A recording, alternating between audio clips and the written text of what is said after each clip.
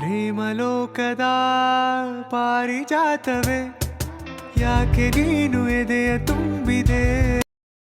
Hi hello friends, ಎಲ್ಲರೂ ಹೇಗಿದ್ದೀರಾ? ಎಲ್ಲರೂ ಚೆನ್ನಾಗಿದ್ದೀರಾ ಅಂತ ಭಾವಿಸ್ತೀನಿ. Welcome back to my channel. ಇವತ್ತು ಆ್ಯಕ್ಚುಲಿ ಬೆಳಗ್ಗೆಯಿಂದ ಬ್ಲಾಗ್ ಶುರು ಮಾಡ್ಕೊತಾ ಇದ್ದೀನಿ. ಮನೇಲೆಲ್ಲ ಕೆಲಸ ಮುಗಿಸಿ ಪೂಜೆ ಮುಗಿಸಿ ನಾವಿವತ್ತು ಹೊರಟಿರೋದು ದೇವಸ್ಥಾನಕ್ಕೆ. ಇವತ್ತು ಅಮಾವಾಸ್ಯೆ ಆಗಿರೋ ಕಾರಣ ದೇವಸ್ಥಾನಕ್ಕೆ ಹೋಗಬೇಕಾಗಿತ್ತು. ಸೊ ಅದಕ್ಕಾಗಿ ದೇವಸ್ಥಾನಕ್ಕೆ ಹೊರಟಿದ್ದೀವಿ. ಹೆಂಗೂ ಈ ಸತಿ ಸಂಡೇ ಬಂದಿದೆ. ಸೊ ಅದಕ್ಕೆ ನನ್ನ ಮಗಳು ಕೂಡ ಜೊತೆಯಲ್ಲೇ ಬರ್ತಾ ಇದ್ದಾಳೆ. ಇಲ್ಲ ಅಂತಂದರೆ ಸ್ಕೂಲು ಕಳಿಸಿ ಹೋಗಬೇಕಾಗಿತ್ತು. ನಾವು ನಮ್ಮನೆಯಿಂದ ಹೊರಟು ನಾವು ಬಂದಿದ್ದು ಅಮ್ಮ ಮನೆ ಹತ್ರ. ಬಿಕಾಸ್ ಅಮ್ಮನ ಪಿಕ್ ಮಾಡಿಕೊಂಡು ಹೊರಡಬೇಕಾಗಿತ್ತು. ಅದಕ್ಕಾಗಿನೇ ಅಮ್ಮಂಗೋಸ್ಕರ ವೆಯ್ಟ್ ಮಾಡ್ತಾ ಇದ್ವಿ. ಮತ್ತೆ ನಾವು ಅಮ್ಮನ ಪಿಕ್ ಮಾಡಿಕೊಂಡು ನಾವು ಇಲ್ಲಿಂದ ಹೊರಟಿದ್ದು ಚಿಕ್ಕಬಳ್ಳಾಪುರ ರೋಡಲ್ಲಿ, ಅಂದರೆ ಸಾರಿ ಚಿಕ್ಕಬಳ್ಳಾಪುರ ರಸ್ತೆ ಆವಳ ಬೆಟ್ಟ ಅಂತ ಅಂದ್ಬಿಟ್ಟು ನಾವು ಹೋಗ್ತಾ ಇರೋ ದೇವಸ್ಥಾನ. ಇದು ಬಂದು ಲಕ್ಷ್ಮೀ ನರಸಿಂಹಸ್ವಾಮಿ ದೇವಸ್ಥಾನ. ಆ್ಯಕ್ಚುಲಿ ಇದು ಫಸ್ಟ್ ಟೈಮ್ ನಾವು ಹೋಗ್ತಾ ಇರೋದು. ನಾವು ಅಂದರೆ ಯಾವತ್ತೂ ಹೋಗಿರಲಿಲ್ಲ ಮತ್ತು ಈ ದೇವಸ್ಥಾನ ಕೂಡ ನಮಗೆ ಗೊತ್ತಿರಲಿಲ್ಲ. ನಾವು ಚಿಕ್ಕಬಳ್ಳಾಪುರ ರೋಡಲ್ಲಿ ಇದೆ, ಅಂದರೆ ಆನ್ ದ ವೇ ಚಿಕ್ಕಬಳ್ಳಾಪುರ ಬರುತ್ತೆ ಅಂತ ಹೇಳಿದರು. ಸೊ ಅದಕ್ಕಾಗಿನೇ ಇಲ್ಲಿಗೆ ಹೋಗಬೇಕಿತ್ತು ದೇವಸ್ಥಾನಕ್ಕೆ ಅಂತ ಅಂದ್ಬಿಟ್ಟು ಆ್ಯಕ್ಚುಲಿ ಫಸ್ಟ್ ಟೈಮ್ ನಾವು ಈ ದೇವಸ್ಥಾನಕ್ಕೆ ಬರ್ತಾ ಇರೋದು. ಹೋಗ್ತಾ ವೇನೆ ತುಂಬ ಚೆನ್ನಾಗಿದೆ ಈ ದೇವಸ್ಥಾನ.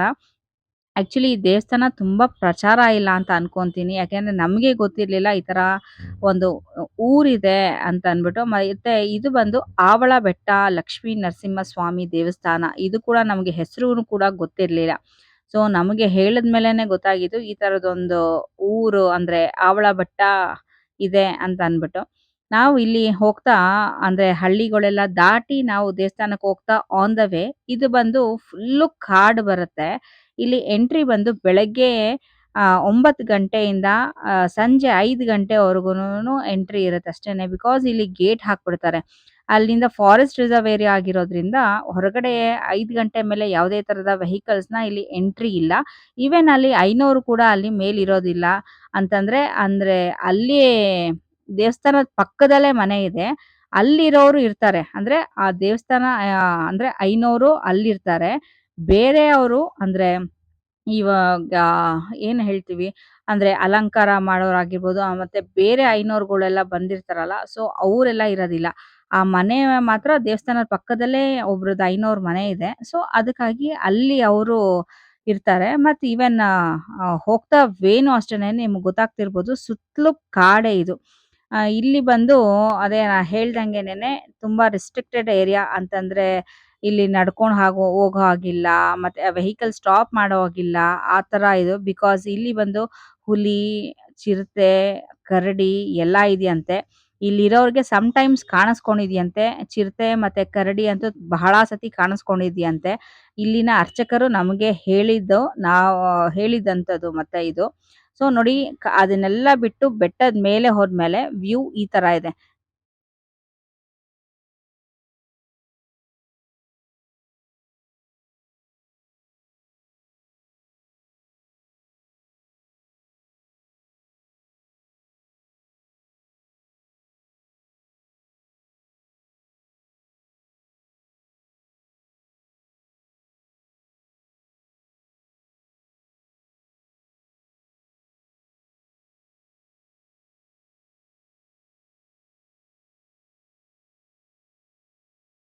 ನಾವು ಸುಮಾರು ಒಂದು 2 ಕಿಲೋಮೀಟರ್, ಅಂದ್ರೆ ಒಳಗಡೆ ಬಂದ ಮೇಲೆ ಒಂದು 2 ಕಿಲೋಮೀಟರ್, ಅಂದ್ರೆ ಆ ಗೇಟಿಂದ ಒಳಗಡೆ ಫಾರೆಸ್ಟ್ ರಿಸರ್ವ್ ಏರಿಯಾ ಒಳಗಡೆ ಬರಬೇಕು ಅಂತಂದ್ರೆ ಒಂದು 2 ಕಿಲೋಮೀಟರ್ಸ್ ಆಗತ್ತೆ ಅಂತ ನಾನು ಅನ್ಕೊಂತೀನಿ. 2 ಟು 3 ಆಗ್ಬೋದೇನೋ ಅಂತ ಅನ್ಕೊಂತೀನಿ. ನಾವು ಕಾರ್ ಕೆಳಗಡೆ ಪಾರ್ಕ್ ಮಾಡಿ, ನೋಡಿ ನಮ್ಮ ಕಾರು ಅಲ್ಲಿ ಕೆಳಗಡೆ ಪಾರ್ಕ್ ಮಾಡಿ ನಾವಿಲ್ಲಿಂದ ಮೆಟ್ಲತ್ತಕ್ಕೆ ಶುರು ಮಾಡಬೇಕು. ಆಕ್ಚುಲಿ ಹೇಳಿದ್ರು ಸ್ವಲ್ಪ ದೂರ ಮೆಟ್ಲಿರುತ್ತೆ ಅಂತ ಅಂದ್ಬಿಟ್ಟು. ಅಂದ್ರೆ ತುಂಬಾ ದೂರ ಅಂತಲ್ಲ, ತುಂಬಾ ಹತ್ಲಿಕ್ಕೆ ಆಗೋದಿಲ್ಲ ಅಂತಲ್ಲ. ಸ್ವಲ್ಪ ರಿಲ್ಯಾಕ್ಸ್ಡ್ ಆಗಿ ಹತ್ಬೋದು. ಈವನ್ ನಮ್ಮಮ್ಮನೂ ಕೂಡ ಅಷ್ಟೇ ಸ್ವಲ್ಪ ಹೊತ್ತು ಸುಧಾರಿಸ್ಕೊಂಡು ಹತ್ತಿದ್ರು. ಈವನ್ ನಮ್ಮಮ್ಮ, ನಾನು ಎಲ್ಲಾನುನು. ಆಕ್ಚುಲಿ ನಂಗೆ ಲೆಗ್ ಪೇನ್ ಇರೋದ್ರಿಂದ ಕಂಟಿನ್ಯೂಸ್ ಆಗಿ ಮುಂಚೆ ತರ ಹತ್ಲಿಕ್ಕೆ ಆಗೋದಿಲ್ಲ. ಸ್ವಲ್ಪ ಹೊತ್ತು ಅಲ್ಲಿ ಸುಧಾರಿಸ್ಕೊಂಡು ಹತ್ಬೇಕಾಗತ್ತೆ. ಈವನ್ ನಮ್ಮಮ್ಮನೂ ಕೂಡ ಸ್ವಲ್ಪ ಹೊತ್ತು ರಿಲ್ಯಾಕ್ಸ್ ಆಗಿ ಹತ್ತುತ್ತಾ ಇದ್ರು. ಇಲ್ಲಿ ಬಂದು ಸುತ್ತಲೂ ಬೆಟ್ಟಗಳಿದೆ. ಮತ್ತೆ ಆ ಸಂಧಿ ಏನಿರುತ್ತೆ, ನನಗಂತೂ ನಿಜವಾಗ್ಲೂನು ಯಾವಾಗ ಅಲ್ಲಿ ಹೇಳಿದ್ರೋ ಚಿರತೆ, ಕರಡಿ ಎಲ್ಲ ಇದೆ ಅಂತ, ನನಗೆ ಅದೇ ಭಯ ಆಗ್ತಾ ಇದ್ದಿದ್ದು. ನೋಡಿ, ಒಂದ್ ಸ್ವಲ್ಪ ದೂರ ಮೆಟ್ಲತ್ ಹೋದ್ರೆ ಇಲ್ಲಿ ಬಂದು ದೇವಸ್ಥಾನ ಕಾಣತ್ತೆ ನಮ್ಗೆ. ಅದೇ ಹೇಳ್ದಂಗೆ ಸ್ವಲ್ಪ ದೂರನೇ ಅಷ್ಟೇನೆ, ತುಂಬಾ ಮೆಟ್ಲತ್ಬೇಕು ಅಂತೇನಿಲ್ಲ, ಸ್ವಲ್ಪ ದೂರನೇ. ತುಂಬಾ ಶಕ್ತಿಶಾಲಿಯಾದ ದೇವರು. ತುಂಬಾ ಚೆನ್ನಾಗಿದೆ. ಮತ್ತೆ ದೇವರು ಮೇಲ್ಗಡೆಯಿಂದ ವ್ಯೂ ನೋಡಿ ತುಂಬಾ ಚೆನ್ನಾಗ್ ಕಾಣತ್ತೆ. ಅದೇ ನನ್ ಭಯ ಅಂತ ಹೇಳದ್ನಲ್ಲ ಅದನ್ನೇನೆ. ಯಾವ ಕಡೆಯಿಂದ ಕರಡಿ ಬರುತ್ತೆ, ಯಾವ ಕಡೆಯಿಂದ ಚಿರತೆ ಬರುತ್ತೆ ಅನ್ನೋದೊಂದ್ ಭಯ ಅಷ್ಟೇನೆ. ದೇವ್ರ ಮೇಲೆ ಭಾರ ಹಾಕಿ ಹತ್ತುತ್ತಾ ಇರ್ಬೇಕು. ಯಾಕೆ ಅಂತಂದ್ರೆ ನಾನ್ ಹೇಳ್ದಂಗೆ ಸುತ್ತಲೂ ಬೆಟ್ಟ ಬಂಡೆಗಳಿರೋದ್ರಿಂದ ಯಾವ ಸಂದಿಲಿ ಎಲ್ಲಿ ಅಡಗಿರುತ್ತೆ ಅಂತ ಗೊತ್ತಿಲ್ಲ. ಅದು ಬೇರೆ ಮಧ್ಯಾಹ್ನ ಟೈಮ್ ನಾವು ಹೋಗಿದ್ದು. ಅಲ್ಲಿ ಜಾಸ್ತಿ ನಾನ್ ಹೇಳ್ದಂಗೆ ಜನ ಯಾರು ಜಾಸ್ತಿ ಇಲ್ಲ. ಅಂದ್ರೆ ನಾವು ಹೋಗಿದ್ ಟೈಮಲ್ಲಿ. ಬಾಕಿದ ಜಾತ್ರೆ ಎಲ್ಲಾನು ನಡೆಯುತ್ತಂತೆ ಇಲ್ಲಿ. ಆಕ್ಚುಲಿ ಹುಣ್ಣಿಮೆ ಟೈಮಲ್ಲಿ ಎಲ್ಲ ಜನ ಇರ್ತಾರಂತೆ. ನಾವ್ ಹೋದಾಗ ಜನ ಇರ್ಲಿಲ್ಲ. ಫುಲ್ ಖಾಲಿ ಅಂದ್ರೆ ಯಾರೂ ಜನ ಇರ್ಲಿಲ್ಲ ಬಿಡಿ. ನಾವ್ 4 ಜನ ಅಷ್ಟೇನೇನೆ. ಅಲ್ಲಿ ಮೇಲೆ ಅರ್ಚಕರು ಕೂಡ ಮನೆ ಒಳಗಡೆ ಹೋಗಿದ್ರು. ಅವ್ರನ್ನ ಆಮೇಲೆ ನಾವು ಕರ್ಸಿದ್ದಾಯ್ತು. ಅಂದ್ರೆ ಒಂದು ಚಿಕ್ಕ ಹುಡುಗ ಅಲ್ಲೇ ಇದ್ದಿದ್ದು. ಸೊ ಅವ್ರಿಗೆ ಹೇಳಿ ಕರ್ಸಿದ್ದಾಯ್ತು. ಸೊ ಅವಾಗೆ ಗೊತ್ತಾಗಿದ್ದು ನಮ್ಗೆ ಅರ್ಚಕರು ಮನೆ ಕೂಡ ಅಲ್ಲೇ ಪಕ್ಕದಲ್ಲೇ ಬರುತ್ತೆ. ಅಂದ್ರೆ ದೇವಸ್ಥಾನದ ಪಕ್ಕದಲ್ಲೇ ಮೇಲ್ಗಡೆನೆ ಅಂತ ಅಂದ್ಬಿಟ್ಟು. ಇಲ್ಲಿ ಅದೇ ಹೇಳ್ದಂಗೆನೆ 5:00ಗೆ ಕ್ಲೋಸ್ ಆಗತ್ತೆ. ಯಾರನ್ನೂ ಇರೋದಕ್ ಬಿಡೋದಿಲ್ಲ. ಮತ್ತೆ ಇಲ್ಲಿ ಆ ಇದು ಮದ್ವೆ ಕೂಡ ಎಲ್ಲ ನಡೆಯುತ್ತೆ. ಹಾಲ್ ಕೂಡ ಇದೆ ಇಲ್ಲಿ. ಇಷ್ಟು ದೊಡ್ಡದಾಗಿ ಎಲ್ಲಾನು ಇದೆ. ಬಿಕಾಸ್ ಎಲ್ಲ ಅಂದ್ರೆ ಫಂಕ್ಷನ್ಸ್ ಎಲ್ಲಾನು ನಡಿಬಹುದು ಮೋಸ್ಟ್‌ಲಿ. ಮತ್ತೆ ಬೇರೆ ತರದ ಭವನ ಕೂಡ ಇದೆ ಇಲ್ಲಿ. ನಾವ್ ಅದೇ ಹೇಳಿದ್ದು ಫಸ್ಟ್ ಟೈಮ್ ನಾವು ಬಂದಿರೋದ್ರಿಂದ ನಮ್ಗೂ ಅಂತ ಐಡಿಯಾ ಇರ್ಲಿಲ್ಲ. ಇಷ್ಟೆಲ್ಲಾನು ಅಂದ್ರೆ ನಾವ್ ಹೋದಾಗ ಯಾರು ಜನನೇ ಇಲ್ವಲ್ಲಪ್ಪ. ದೇವಸ್ಥಾನ ಕ್ಲೋಸ್ ಆಗ್ಬಿಟ್ಟಿದೆ. ಥು ಇಷ್ಟು ದೂರ ಬಂದು ದೇವ್ರ ದರ್ಶನ ಆಗಿಲ್ವಲ್ಲ ಅಂತ ಅನ್ಕೊಂಡ್ವಿ. ಬಟ್ ಅವಾಗ್ಲೇ ಗೊತ್ತಾಗಿದ್ದು ಅರ್ಚಕರು ಅಲ್ಲಿ ಕರೆದಿದ ತಕ್ಷಣ ಬರ್ತಾರೆ, ಪೂಜೆ ಕೂಡ ಮಾಡ್ಕೊಡ್ತಾರೆ. ಅಷ್ಟೇ ಚೆನ್ನಾಗಿ ಪೂಜೆ ಕೂಡ ಮಾಡ್ಕೊಟ್ರು. ನಾನು ಹೇಳ್ದಂಗೆನೆ ಲಕ್ಷ್ಮೀ ನರಸಿಂಹಸ್ವಾಮಿ ದೇವಸ್ಥಾನ ಆವಳಬೆಟ್ಟ ಇದು. ನೆಕ್ಸ್ಟು ಅರ್ಚಕರ ಕೈಯಲ್ಲೇ ನಾನು ಇದ್ರನ್ನ ಕಥೆನ ನಾನು ಅಂದ್ರೆ ಈ ದೇವ್ರದ ಇಲ್ಲಿ ಹೆಂಗೆ ಬಂದು ನೆಲೆಸಿದ್ದು ಅಂತೆಲ್ಲಾನು ನಾನು ನೆಕ್ಸ್ಟ್ ಅಪ್‌ಕಮಿಂಗ್ ವಿಡಿಯೋಸಲ್ಲಿ ನಾನು ಹಾಕ್ತೀನಿ ನಾನು.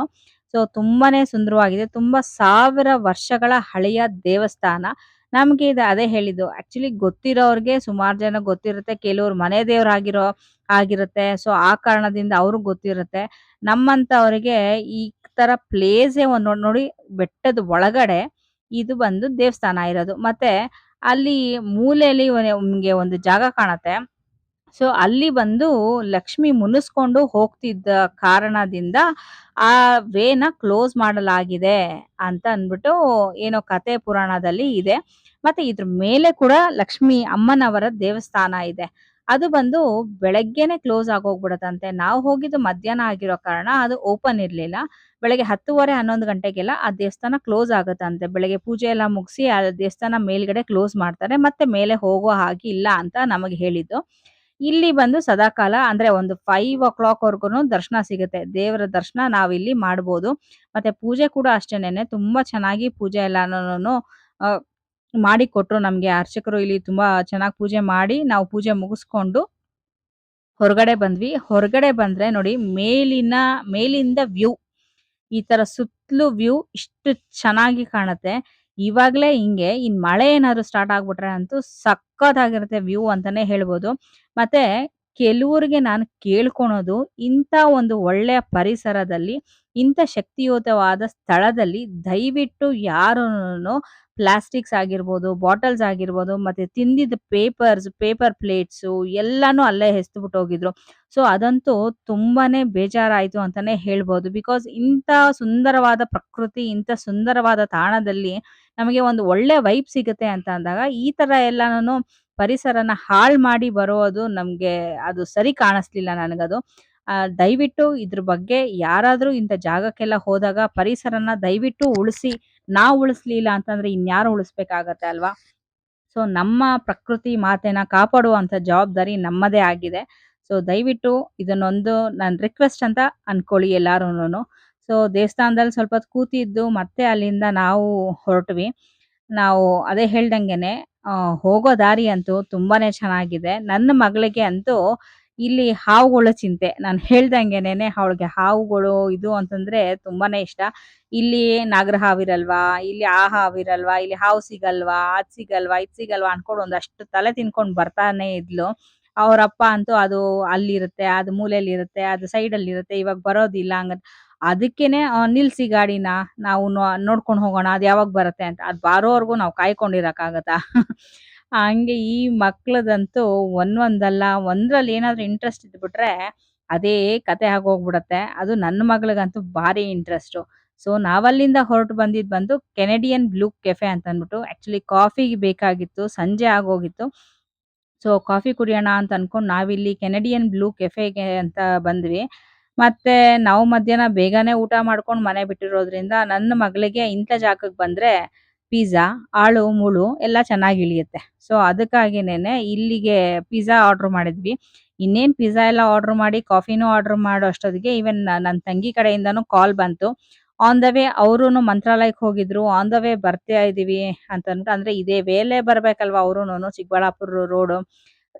ಸೊ ಅದಕ್ಕಾಗಿನೇನೆ ನಾವು ಹೊರಟಿದೀವಿ, ಆನ್ ದ ವೇ ಸಿಗ್ತೀವಿ, ನಾವು ಹತ್ರ ಚಿಕ್ಕಬಳ್ಳಾಪುರ ಹತ್ರನೇ ಇದೀವಿ ಅಂದ್ರು. ಇವ್ರು ಆಲ್ಮೋಸ್ಟ್ ಆರ್ಡರ್ ಕೊಡೋಷ್ಟರಲ್ಲೇ ಅಷ್ಟೊತ್ತಾಗಿತ್ತು. ಈವನ್ ಪಿಜ್ಜಾ ಮತ್ತೆ ಏನು ಬರ್ಗರ್ ಸಮಥಿಂಗ್ ಏನೋ ತಗೊಂಡ್ಳು ಅನ್ಕೊಂತೀನಿ. ಅದು ಮತ್ತೆ ಕಾಫಿ ಎಲ್ಲ ನಾವು ಇಷ್ಟನ್ನೆಲ್ಲ ನಾವು ತಗೊಳೋಷ್ಟೊತ್ತಿಗೆ ಅವರು ಇನ್ನೇನು ರೀಚ್ ಆಗ್ತೀವಿ ಅಂತ ಕಾಲ್ ಮಾಡಿದ್ರು.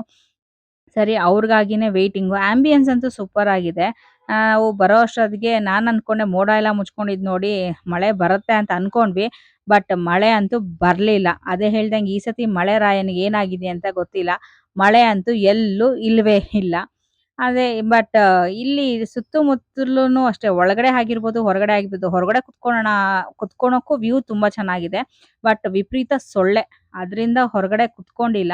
ಒಳಗಡೆನೆ ಕುತ್ಕೊಂಡ್ವಿ. ಮತ್ತೆ ಆ ಸೆಕೆ ಆಗಿರೋದ್ರಿಂದ ಸ್ವಲ್ಪ ಎಸಿಗೆ ಚೆನ್ನಾಗಿ ತಣ್ಣಗಿದೆ ಅಂತ ಅಂದ್ಬಿಟ್ಟು ಒಳಗಡೆನೆ ಕೂತಿದ್ವಿ. ನೋಡಿ ನಾ ಹೇಳ್ದಂಗೆನೆ ಹೊರಗಡೆ ಕುತ್ಕೊಳ್ಳೋಕ್ಕೂನು ತುಂಬಾ ಚೆನ್ನಾಗಿದೆ. ವ್ಯೂ ಅಂತೂ ಸಖತ್ತಾಗಿದೆ. ಆದ್ರೆ ಅದನ್ನೇ ಸೊಳ್ಳೆ ಕಾಟದಿಂದ ಈಚೆ ಕುತ್ಕೊಳ್ಳೋಕೆ ಆಗೋದಿಲ್ಲ. ಮತ್ತೆ ಒಳಗಡೆ ಅಂತೂ ತುಂಬಾ ತಣ್ಣಗಿದೆ. ಒಳಗಡೆನೂ ಸ್ವಲ್ಪ ಸೊಳ್ಳೆನೇ ಇತ್ತು. ಬಟ್ ಒಳಗಡೆ ಸ್ವಲ್ಪ ಕೂಲ್ ಆಗಿರೋದ್ರಿಂದ ಒಳಗಡೆನೆ ಕುತ್ಕೊಂಡ್ವಿ ನಾವು. ಈವನ್ ಫುಡ್ ವೈಸ್ ಬರೋದಾದ್ರೆ ಓಕೆ. ಪಿಜ್ಜಾ ಟೇಸ್ಟು ಅಷ್ಟೇನೇನೆ. ಅದು ಪನ್ನೀರ್ ಚೀಸ್ ಪಿಜ್ಜಾ ಅಂತ ಅನ್ಕೊಂತೀನಿ. ಅದು ತಗೊಂಡಿದ್ದಿದ್ದು. ಒಂದು ತಗೊಂಡು ಎಲ್ಲಾರು ಶೇರ್ ಮಾಡ್ಕೊಂಡ್ವಿ. ಬಿಕಾಸ್ ನಮ್ಮನೆಯವರು ಪಿಜ್ಜಾ ತಿನ್ನೋದಿಲ್ಲ. ಯೂಶುವಲಿ ಹಳೆ ವ್ಲಾಗ್ಸಲ್ಲಿ ಯಾರಾದ್ರು ನೋಡಿದ್ರೆ ಗೊತ್ತಾಗುತ್ತೆ.